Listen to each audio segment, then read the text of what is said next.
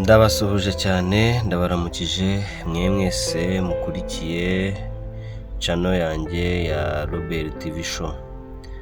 Aho muri ku mpera z'isi, hirya no hino ku isi ndetse no mu gihugu cyacu cy'u Rwanda, ndabaramukije amahoro y'Imana abe muri mwebwe.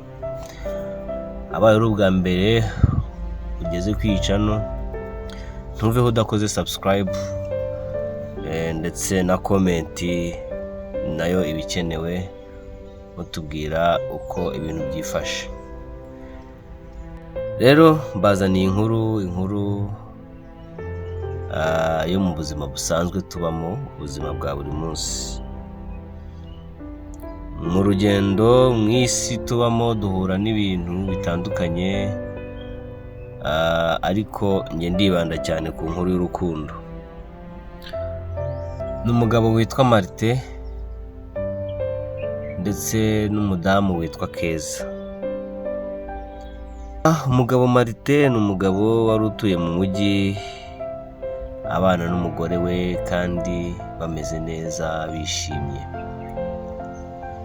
Ndetse na Keza yari umubyeyi uba mu mujyi nawe, kandi nawe abana n'umugabo we baba bafite n'umwana umwe, ariko Martin we nta mwana yagiraga.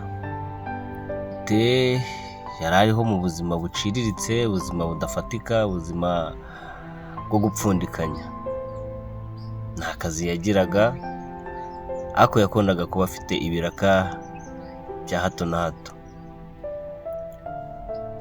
Keza ni umudamu wari umeze neza, ufite isura nziza, mbega ari umudamu ukeye cyane, ufite akazi gahoraho. Noneho Martin aza kujya gushaka akazi. Mu gihe ari kujya gushaka akazi rero, ahura n'uyu mubyeyi Keza. Akimubona, kubera uburyo Keza yari ameze asa neza, Martin atangira kubona uwo mubyeyi, amubonamo ko ari umubyeyi mwiza bitewe n'uburyo yari amwakiriye muri serivisi yari aje kwaka. Serivisi arayihabwa, igenda neza. Martin asubira mu rugo, ariko ahava rwose atekereza uwo mudamu. Ese waba wibaza uko byaje kugenda?